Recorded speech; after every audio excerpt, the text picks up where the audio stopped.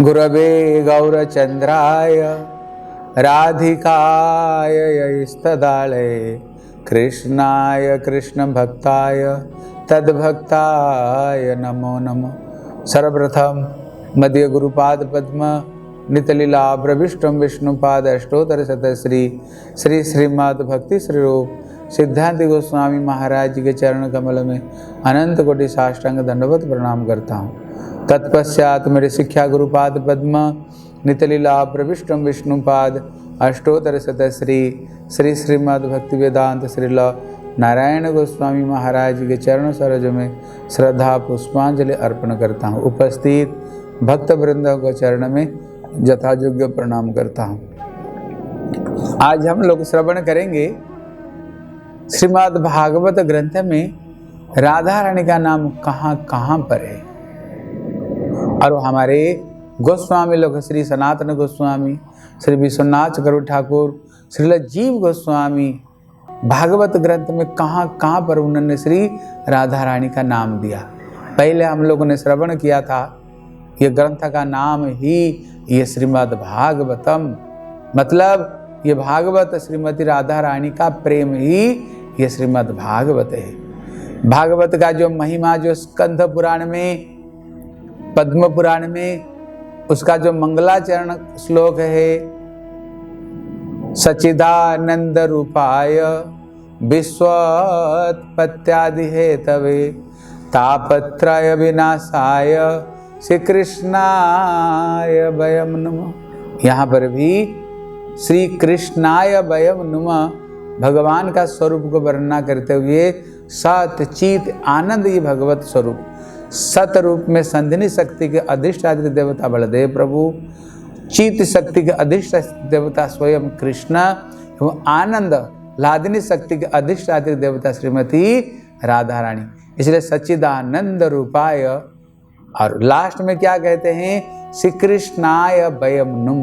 हम सबके सब केवल कृष्ण का नाम नहीं लिया, बोले श्री कृष्ण, श्री मतलब श्री श्रीमती राधा रानी को साथ में हम कृष्ण को प्रणाम करते हैं, क्योंकि राधा के बगैर कृष्ण आधा है।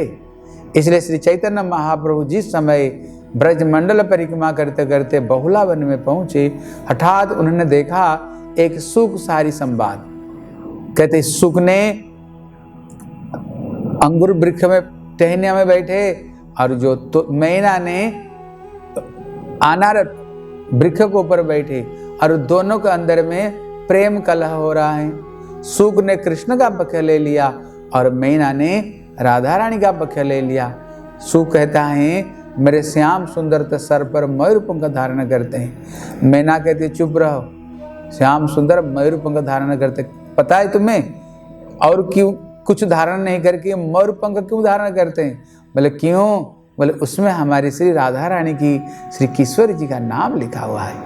इतने में सुख ने कहा हमारे श्याम सुंदर ने गिरिराज धारण किया था। मैंने कहा चुप रहो, कृष्ण ने गिरिराज धारण किया। बोले किसने धारण किया? बोले बताओ तो, कृष्ण कौन सा हाथ में धारण किया? बोले बाम हाथ से।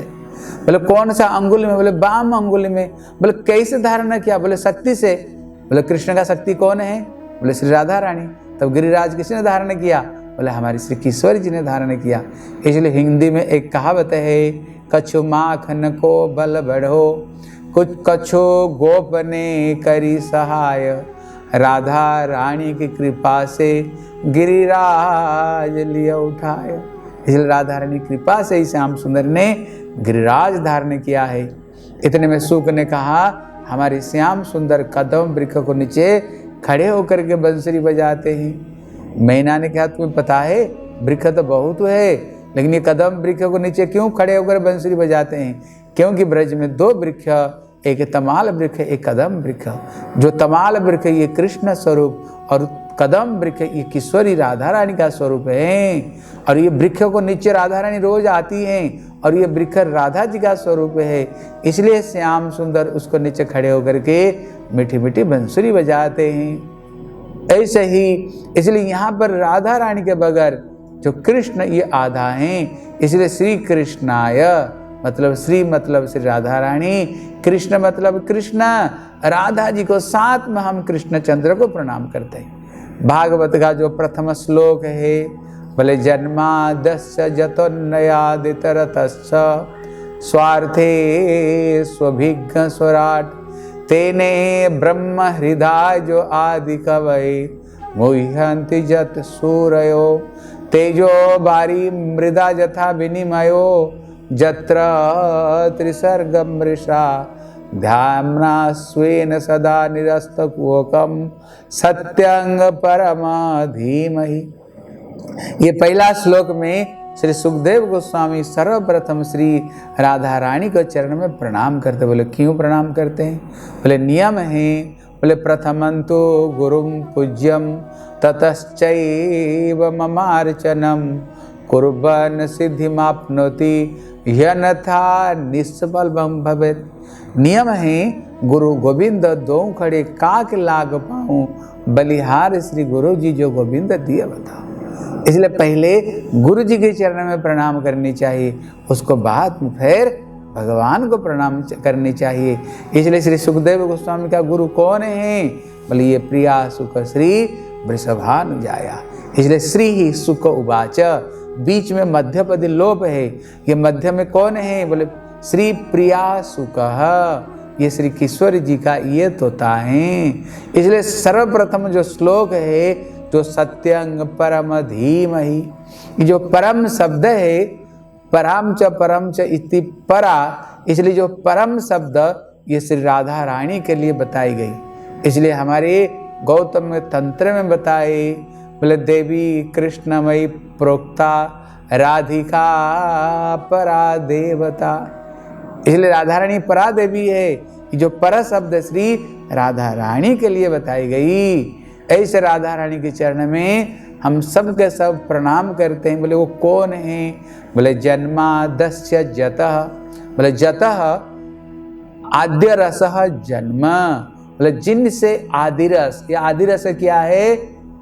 आद्य एवं पर रस, जो आदि रस है ये श्रृंगार रस है, ये मधुर रस है। और ये मधुर रस के अधिष्ठात्री देवता कौन है? कहते ये सर्व गोपेशु सबैका विष्णु रतंत बल्लभा। कहते श्रृंगार रस के जो देवियां, ये ब्रज गोपियां, ये गोपियां भी जिनकी चरणों को आराधना करती हैं वो श्रीमती राधा रानी। इसलिए जिनसे ये सारे रस उत्पत्ति होता है। श्याम सुंदर का भी जो प्रेम का गुरु श्री राधा रानी। बोले रस कैसे प्रकट होता है? बोले अन्यादितरतश्च। बोले अन्यात मतलब यद्यपि कृष्ण सुंदर है, लेकिन इनकी सर्वोत्तम सुंदरता कब प्रकट होता है? बोले जब श्री श्याम सुंदर। अन्यात मतलब कृष्ण जब अनुकूल नायक बनते हैं। इतरश्च मतलब जब श्री राधा रानी स्वाधिनी भत्रिका बन जाती हैं। अनुकूल नायक स्वाधिनी भत्रिका मतलब क्या है?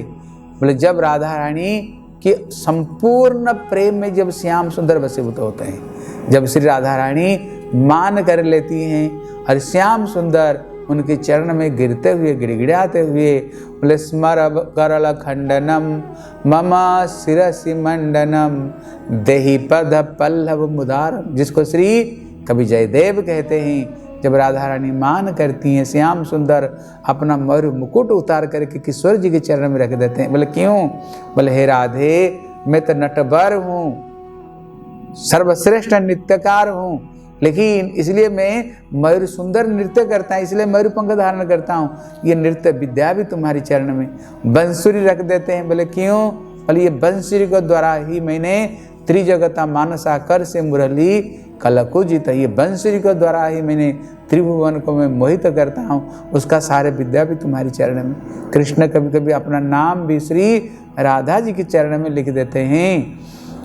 इसलिए कृष्ण इसी समय में कृष्ण सबसे सुंदर दिखते हैं। इसलिए हमारे विश्वनाथ चक्रवर्ती ठाकुर पूरा इसी श्लोक कैसे श्री राधा रानी के लिए बताए बड़े सुंदर रूप में व्याख्या करते हैं।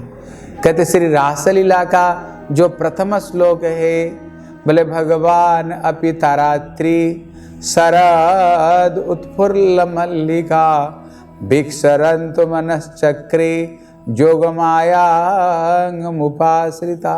यहाँ पर भी सुखदेव गोस्वामी जोग माया रूप में श्री राधा रानी का नाम लेते हैं। क्यों? बोले रासेश्वरी कौन है? बोले श्रीमती राधा रानी।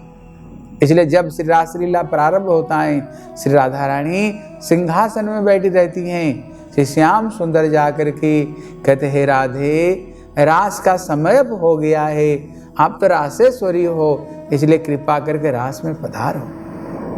इसलिए जिस समय राधा रानी मान करके रासलीला परित्याग करती हैं, कृष्ण भी वहाँ रहते हैं। चंद्रावली, पद्मा, सारे सखी, ललिता, विशाखा, सारे सखी कृष्ण स्वयं रहते हैं। लेकिन जब राधा रानी रास छोड़ देती हैं और रास टूट जाती है, कृष्ण रहते हुए भी क्यों? रासेश्वरी श्रीमती राधा रानी। इसलिए पहला श्लोक में श्री राधा रानी को प्रणाम करते हुए सुखदेव गोस्वामी रासलीला को प्रारंभ करते हैं। जब ब्रज गोपियां बैठ करके गोपी गीत गाती हैं, उसका जो पहला श्लोक है, बोले जयति तेधिका जन्मना ब्रज श्रयत इंदिरा शाश्वतत्र हि दायितदृक्षता दीक्षुता अबका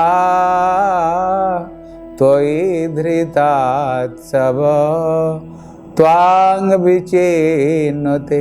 यहाँ पर भी श्री राधा रानी को वंदना करते हैं। बोले जयति तेधिकम जन्मना ब्रज श्रयत इंदिरा। गोपियाँ क्या कह रहे? बोले हे श्याम सुंदर, जब से तुमने ये ब्रज में आए हो तब से श्रयत इंदिरा। इंदिरा मतलब, यहाँ इंदिरा मतलब लक्ष्मी। मूल लक्ष्मी कौन है? बोले श्रीमती राधा रानी। राधा रानी की ये क्रीड़ा भूमि बन गई है। क्योंकि जब कहीं रामलीला में कहीं श्री, कहीं अगर बधू, लक्ष्मी शब्द ले तो वो केवल सीता के लिए, अगर कृष्ण लीला में कहीं रमा शब्द, कहीं लक्ष्मी शब्द हो तो ये श्रीमती राधा रानी के लिए। इसलिए राधा रानी की ये क्रीड़ा भूमि बन गई। ब्रह्म स्तुति का जो पहला श्लोक है, बोले नौ मिड्डते अभ्र बपुसे तड़ितंबराय गुंजावतंस परिपीच लसत मुखाय बन्न सजे विशाल वेणु मृदुपदे पशुपांग जाय। यहाँ पर भी ब्रह्मा जी, यहाँ पर भी श्री राधा रानी को चरण की यहाँ पर भी वंदना करते हैं, राधा रानी की चरण को। और श्री सुखदेव गोस्वामी जब कृष्ण का नामकरण कर रहे थे, बोले श्रिया कृत्यानुभावेन। यहाँ पर भी जब श्री श्याम सुंदर आए, श्रिया मतलब श्रीमती राधा जी को साथ में श्याम सुंदर आए, इसलिए जो ब्रज भूमि ये राधा रानी की ये क्रीड़ा भूमि बन गई। यहाँ पर भी सुखदेव गोस्वामी राधा जी का नाम को ग्रहण करते हैं। और जब ब्रज गोपियाँ गोपी गीत गाए, गोपी गीत गाने पर कृष्ण जब मनमथ रूप में कृष्ण प्रकट हुए, उसी समय में कुछ गोपी तो कृष्ण का चरण को पकड़ लिए, कुछ उनको कंधे में हाथ दे करके गलबेहनियाँ लगा कर खड़ी हुई, कोई उनको उत्तरी को पकड़ लिए, कोई उनसे तांबुल मांग रही थी। लेकिन कुछ गोपियाँ पास में फटक नहीं रही थी, वो दूर में खड़ी हुई थी। लेकिन एक गोपी दूर में खड़ी होकर के बोले एका भ्रुकुटी माबाध्या प्रेम समृत विभला। लेकिन एक गोपी दूर से खड़ी होकर के एकदम तिरछी चित्त नजर से कृष्ण को ऐसे देख रही थी जैसे उनको जला देगी। लेकिन यहाँ पर सुखदेव गोस्वामी किसका नाम को ग्रहण नहीं किया, लेकिन हमारे श्री सनातन गोस्वामी वो कहते हैं ये जो उनको वहाँ पर 3 तरह का गोपियाँ थी, स्वपक्ष, विपक्ष और तटस्थ गोपी। कहते यहाँ पर कृष्ण का जो चरणों को पकड़ करके रखे, कोई तांबुल मांग रहे हैं, वो कौन है? बोले चंद्रावली की पक्ष है। लेकिन जो कुछ गोपियाँ दूर में खड़ी हुई थी, वो कौन है? कहते राधा पक्ष, ये ललिता, विशाखा, ये सब के सब है। लेकिन जो एक दूर में खड़ी होकर के तिरछी चितवन से देख रही थी, वो कौन है? बोले ये श्रीमती राधा रानी। लेकिन कृष्ण का नजर कहाँ पर था? कृष्ण का नजर और कहीं नहीं, कृष्ण का नजर तो केवल उसी गोपी को प्रति था। और वो जो ललिता विशाखा आदि ये सौभाग्य को देख रहे थे, भले ही उनका पाम कोई पकड़े, उनका गले पकड़ो, भले ही दुपट्टा पकड़ो, लेकिन देखो देखो तो सही हमारे श्री श्याम सुंदर का नजर कहाँ पर, केवल श्री किशोर जी का प्रति। इसलिए भागवत में ऐसे ही बहुत स्थान में श्री राधा रानी का नाम को श्री सुखदेव गोस्वामी ने ग्रहण किया। कारण है राधा रानी स्वयं सुखदेव गोस्वामी को बोले थे, सुखदेव मेरे नाम का कहीं स्पष्ट रूप में ग्रहण नहीं करना तो उसको छुपा कर करना। इसलिए भागवत में सर्वत्र राधा राधा राधा ही राधा, राधा रानी को छोड़ करके और कुछ है ही नहीं। लेकिन जब तक गुरु वैष्णव का कृपा नहीं हो, जब तक कोई ऋषि की परंपरा में हम नहीं आए, हमें कहीं भी राधा जी का नाम देखने को नहीं मिलेगा। इसलिए हम सबको ऊपर में रसिकों का कृपा हो, जैसे सर्वत्र हम श्री राधा रानी का नाम को देख पाए। बोले श्रीमती राधा रानी की जय, वृषभानुराज नंदिनी की जय।